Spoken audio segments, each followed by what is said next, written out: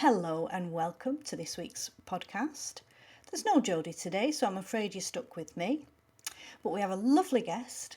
Hannah's joined us to talk about teaching with a chronic illness. So, just to explain quickly, a chronic illness is one that basically goes on and on and on. It doesn't have an end point. It's something you have to live with and you have to manage it and live your life around it. And the incidence of chronic illness is rising year on year. As medicine gets better, people are living longer, long-term conditions are now the single biggest challenge for the NHS. So it's something that's going to become part of all our lives in one way or another, I imagine.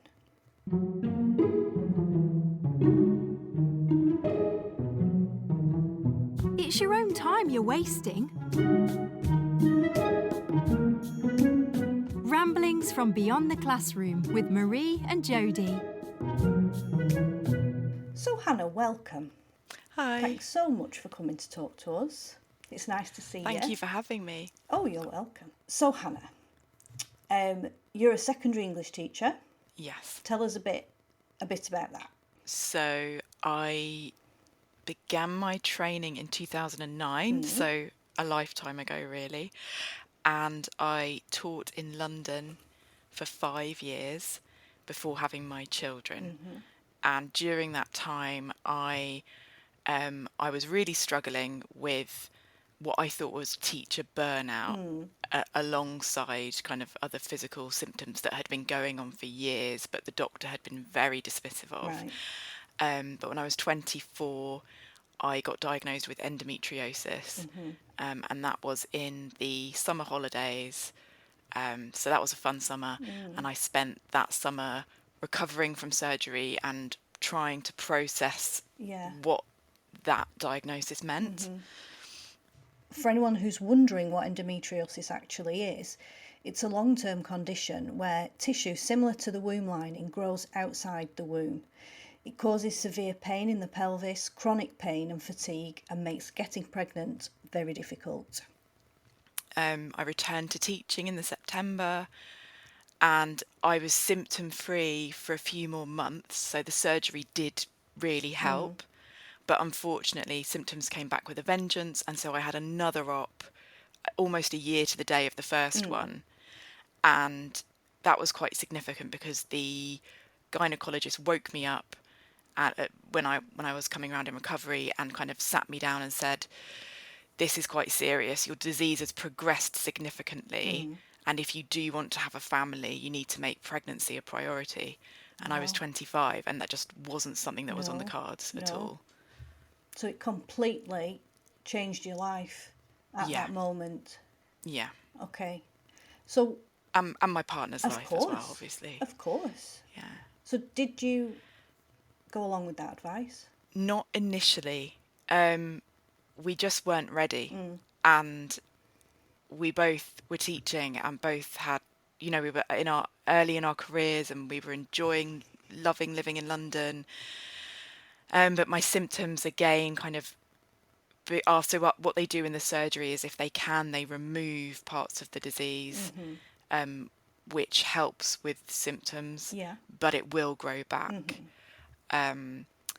And it came back, and the same doctor said to me, this is really severe and you're risking not ever being able to have children if you don't at least try now. And if it does fail, then at least we can get you on board with fertility treatment. And I'd had those 2 previous ops in the summer holidays, and my symptoms were awful. And I went to my head teacher and I said, "I'm really sorry, but I've been told I need to have surgery, not just because of the fertility, but also because of the symptom management. I was taking a lot of heavy prescription painkillers and actually was just really, really poorly and suffering." And he was not supportive at all with that. No, I remember him saying to me, "God, you've got so many things wrong with you. If you were a horse, I'd shoot you." No. Yeah, I was absolutely devastated by his response. I think because I'd done my training at the school, and so he'd known me as a student teacher, and then they'd employed me subsequently. And I really felt that I would go to him with this problem and be supported. And it made me very much feel like I was the problem and Yeah. I was a problem for the school. And I mean, he did say, can you not postpone the surgery until August because you've got exam classes? Oh, no So this way. was in November that I'd gone to see Yeah. him. And I just said, I can't, I'm in agony all the time. Yeah. And my doctor has said this is urgent. And I felt very responsible that I was then letting my students down, which was an awful feeling. Yeah. And not fair. Luckily, no, not fair. At the time, I was so embroiled in the job and in the culture of that school. I felt like, for a long time, I felt incredibly guilty about having a month off for surgery and Good recovery. grief. Yeah.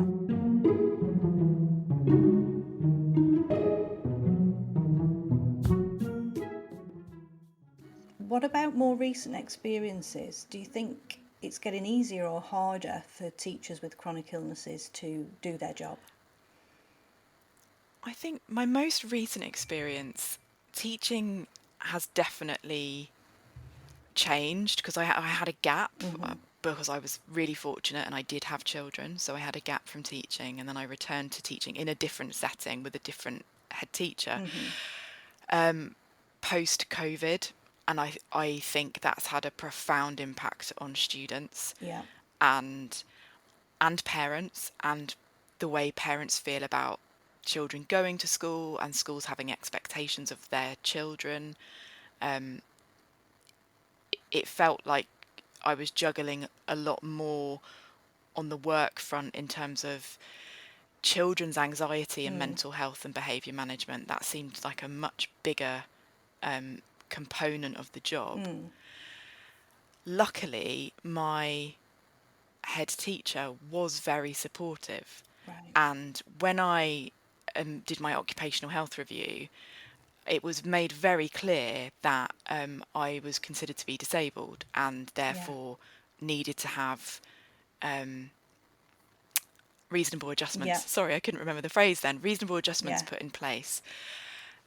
And that was really helpful. It meant that, for example, if I needed to leave the classroom to go to the toilet during a lesson, I was allowed to. Yeah. And these were secondary age children, so that it's not like it was a concern for their safety. They could manage for 3 minutes if I Yeah. had to duck out. Yeah. Whereas before that wasn't a possibility. And it's so silly because that's such a simple thing, but it can make the world of difference. Yeah. Also, things like as part of the illness, I have chronic migraine, and my students, they didn't know about the rest of the disease, but they knew that I had migraines, Yeah. and they knew that if I was having a migraine start, that I could abort it if I used the right drugs Yeah. and kind of changed some of the things. So my classes were amazing. I brought in loads of fairy lights, and if I said, oh, I feel like I've got a migraine coming, they would pull down the blinds for me, and then another child who was sitting near the main light would turn that off, and we'd have the fairy lights on, and it would just be really dim, and actually they'd become a bit more sedate. Oh. And it was really, I felt really supported by the Yeah. students, which Yeah, is, that's you know, lovely.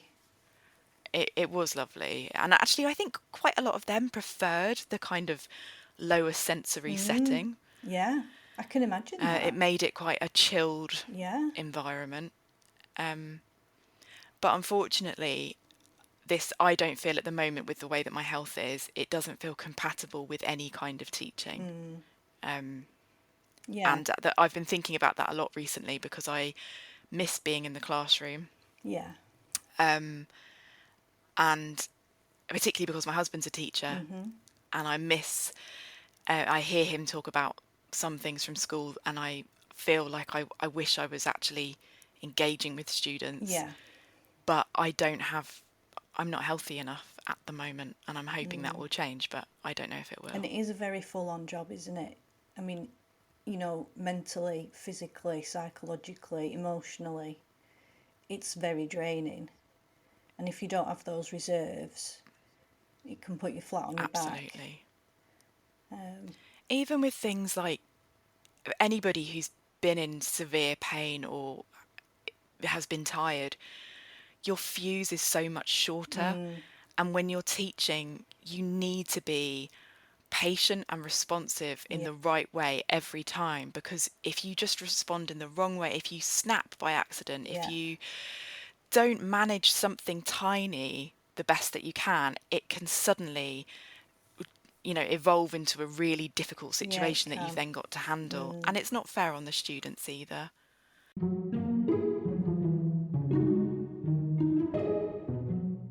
What's on your mind? Let us know your thoughts, ideas, and anecdotes. Drop us a line at beyondmailbag@twinkle.co.uk. I have chronic illness as well, and it's invisible like yours, which I think makes it harder to explain to people as well. But my first teaching job, I think I was very fortunate because I was given a lot of reasonable adjustments, which included not having a form. I didn't have to do any break duties or bus duties, so when I had a break time, it was a break time, and I was never put on cover either, because I also get fatigue, and so I needed to know that when I had a non-teaching period, that was what it was. And sometimes I would use that to sleep or just rest with my eyes closed if I needed to rejuvenate. And that worked really well for me. And weirdly, when I then worked part-time because I'd had my children in a different school, it was the opposite. It was like, well, you're working part-time, what more do you want? And I wasn't offered any reasonable adjustments at all. And I actually ended up leaving teaching because of my health, because I just couldn't keep it up. So I've had sort of the opposite way round experience to you. So maybe it just depends on the culture of the school and who the head teacher is and how much understanding they've got of what a chronic illness is. Because I think people look at you and think, well, you look all right, you're making it up.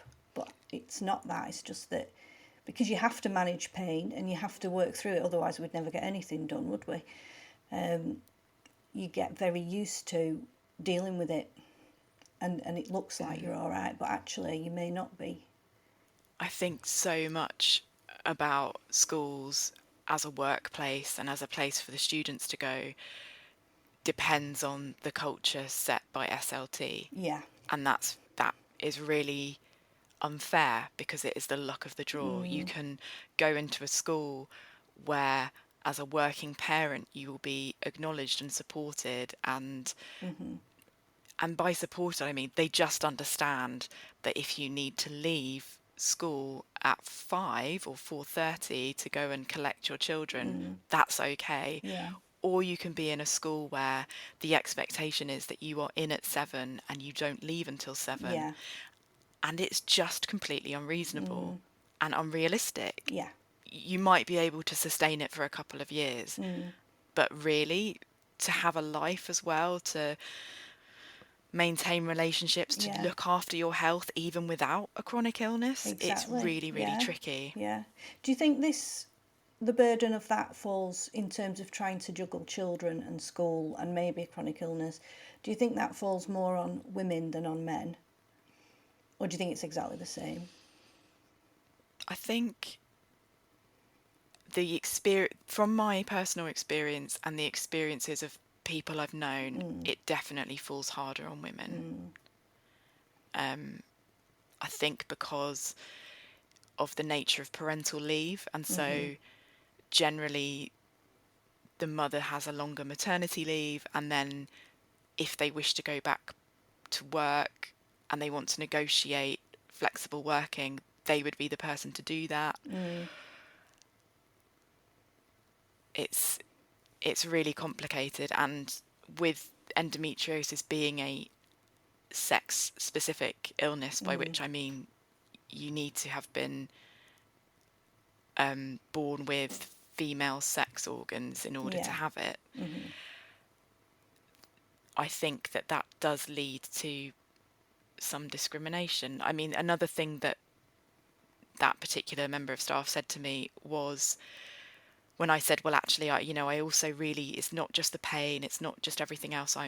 I'm worried about not being able to have a family. And he said, women do feel like they have the right to bear children, don't they? And he may have been making a really poorly judged joke, but Yeah. he should have been aware that he was an older senior man in a role of power. I was a very young, in my Yeah. 20s, classroom teacher who was going to him with a problem, and there was nobody else present, and Yeah. the door was closed, and it made me feel so vulnerable and stupid as well. Like, really, I felt really humiliated Yeah. that actually, oh, was I being ridiculous for wanting a family? Was that daft? It just, Yeah, you were yeah, invalidated by what he said. yeah. I would really hope that wouldn't happen these days. 'Cause it was a little while ago, wasn't it? Yeah, I mean, it's 10 years ago this month. right. Well, So, things have changed a lot in the last decade, so I would hope that wouldn't happen to anybody.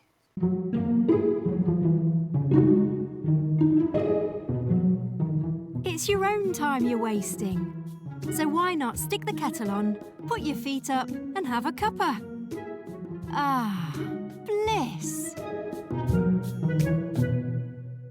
So, Hannah, you talked about your pupils being aware of when you were getting a migraine and being really lovely and supportive. Do you think seeing role models with chronic illnesses makes it easier for pupils who themselves could have an illness to be able to watch an adult in a similar situation? absolutely. I think, particularly with these invisible illnesses, where from the outside, somebody would look at me teaching and think, oh, that's just maybe not anymore, but a young woman. And, she's got it all going for her. And actually, I was dealing with so much. I think any kind of vulnerability with your students, as long as it is managed in an appropriate way, Yeah. can be nothing but beneficial, because they are so vulnerable to you. They come in, they don't know you, you don't really know them at all, you don't know what they're coping with or dealing with at home, and they've got to come in and, in an ideal world, do as you say without kind of answering back or Yeah. anything else. Yeah. And building a genuine relationship and making them feel that you genuinely care about them, you've got to, I feel anyway, in my experience, you've got to disclose snippets of who Yeah. you really are as a person. And that has always helped me build. I'm really, and that's one of the reasons I miss teaching, is I always built really lovely relationships with kids. Yeah. And I think, I mean, I never disclosed anything about having endo, No. but maybe that would have been helpful. And particularly for teenage girls who are struggling with their own kind of periods and That's menstrual right. issues. Yeah. Yeah. Yeah. It's difficult to know sometimes what's deemed appropriate and what's not. But I found the same thing, Hannah. I often taught with, as you can see today, I've got a wheat bag around my neck for warmth because I have a migraine starting. I often taught with the wheat bag around my neck. And obviously they were like, what's wrong with you, miss? And I found the same, though they were lovely. If you just said, look, I get migraines and, it's not just a headache. I feel really sick and I see flashing lights and, all this kind of thing. They were really understanding and they tried to be quiet. And they told each other to be quiet, Miss has got a migraine. It's really sweet. So, yeah, I agree with you totally on that. I think it's just teaching them really just real life skills, empathy in real life, not just reading a book and Yeah. thinking about, well, why do I feel empathy? You're actually empathizing with somebody. And I found across the many schools that 5 or so schools that I've worked in at different points for different times, that the students were never really a problem. They were No. never really the reason why I was reluctant to go into school. It was always the staff Yeah. and maybe how they were teaching students, and that made me feel compromised, or Yeah. the way they were treating each other. But the students, they're just people, Yeah. and they're people going through a really tough transitional time in their Absolutely. life, and with so much unbelievable pressure on them, academically, socially, that this idea of a kind of, their individual branding that they have to kind of create for themselves on their social I know. media. I mean, it is just unbelievable. It's so much to contend with. Yeah, it is. Yeah, and it does them good, like you say, to see somebody, and also maybe gives them a bit of hope if they've got a chronic illness, that, yeah, I can have a job, I can have a career,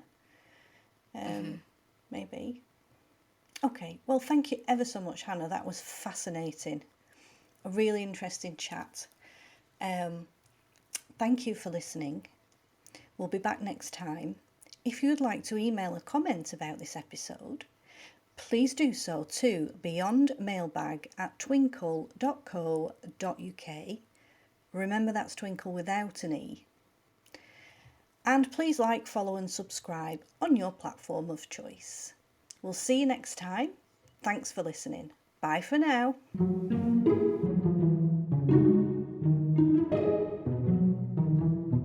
This podcast is proudly produced by Beyond. Please bear in mind the views and opinions expressed are those of individuals and may not represent those of Beyond or Twinkle.